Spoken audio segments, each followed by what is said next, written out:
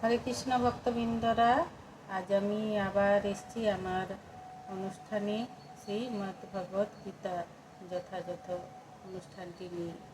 আজকে আপনাদেরকে পড়ে শোনাব মুখবদ্ধ থেকে 30 নম্বর পৃষ্ঠা থেকে।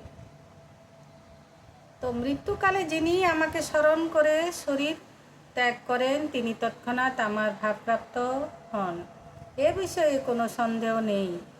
মৃত্যুকালে শ্রীকৃষ্ণের কথা স্মরণ করতে পারলেই শ্রীকৃষ্ণের কাছে ফিরে যাওয়া যায়। শ্রীকৃষ্ণের দিব্য রূপ স্মরণ করতে হবে। এই রূপ স্মরণ করতে করতে যদি কেউ দেহত্যাগ করে, তাহলে সে অবশ্যই দিব্য ধামে চলে যায়। এখানে মদ্ভব বলতে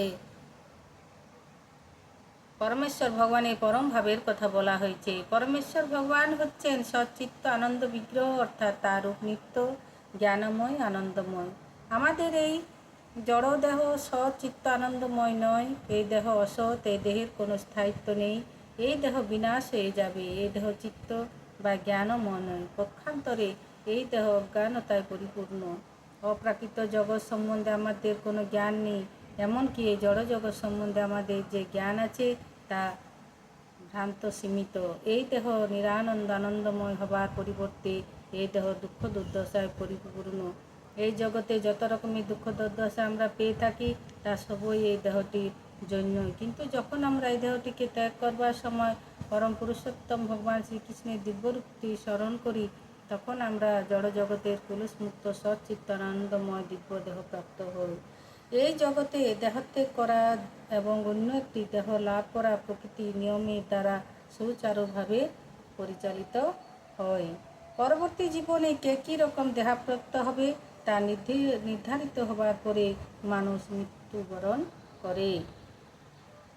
তাহলে আমাদের পূর্ব নির্ধারণ করাই থাকে আমাদের মৃত্যুবরণ করার আগে, যে আমরা কোন জীব আমাদের জীব প্রাপ্ত হব, গাছ হব না পাথর হব না কোনো জলজীব হব, তো সেটা ভগবান আমাদের আগের থেকেই নির্ধারণ করেন।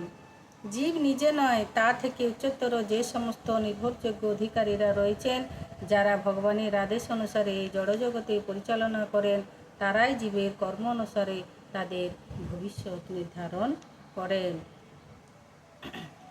আমাদের কর্ম অনুসারে আমরা ঊর্ধ্বলোকে উত্তীর্ণ হই এবং নিম্নলোকে পতিত হই।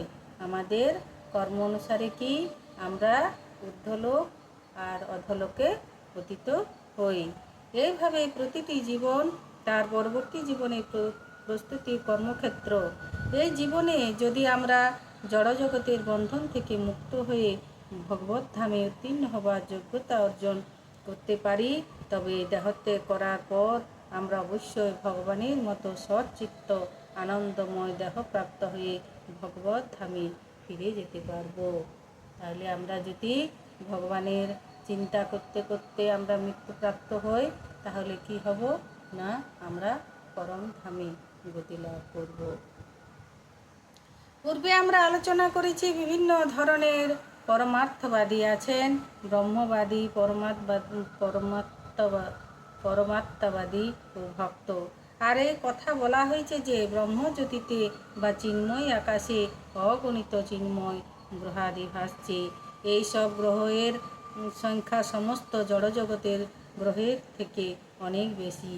এই জড়জগতের আয়তন সৃষ্টি 1/4 সমান বলে অনুমিত হয়।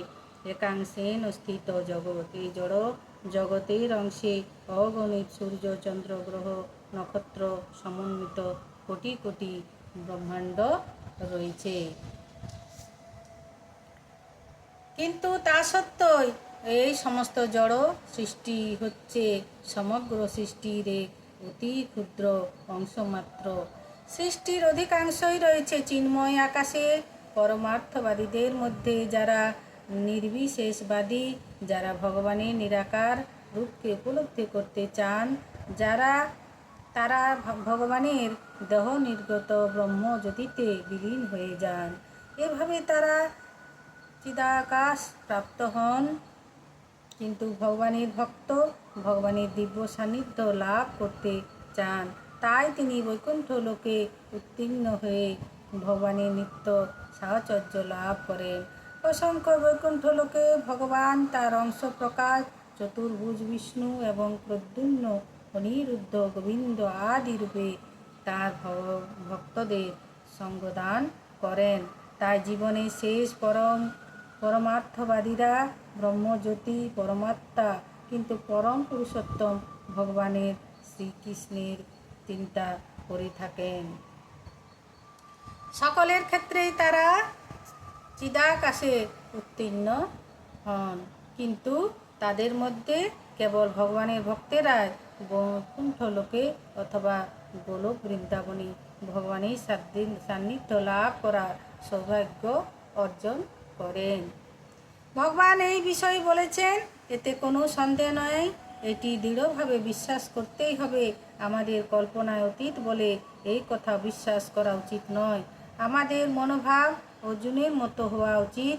তুমি যা বলেছ তা আমি সমস্তই বিশ্বাস করি। তাই ভগবান যখন বলেছেন যে মৃত্যুর সময় ব্রহ্ম পরমাত্মা কিংবা পরম পুরুষোত্তম ভগবান শ্রীকৃষ্ণের দিব্য রূপের ধ্যান করলে তার আলোয় অপ্রাকৃত জগতে উত্তীর্ণ হওয়া যায়, এই কথা ধ্রুব সত্য বলে গ্রহণ করাই বুদ্ধিমানের কাজ। মৃত্যুর সময় ভগবানের রূপে চিন্তা করে চিন্ময় জগতে প্রবেশ করা যে সম্ভব তা ভগবদ্গীতায় 8-6 বর্ণিত হয়েছে। ইয়ং ইয়ং বাপি শরণভাবং ত্যজোতন্তে কলেবরম তং তর্মে বর্তে কন্তেয় সদা তদ্ভাবাবিতঃ। হরে কৃষ্ণ ভক্তবৃন্দরা, আজ এই পর্যন্ত।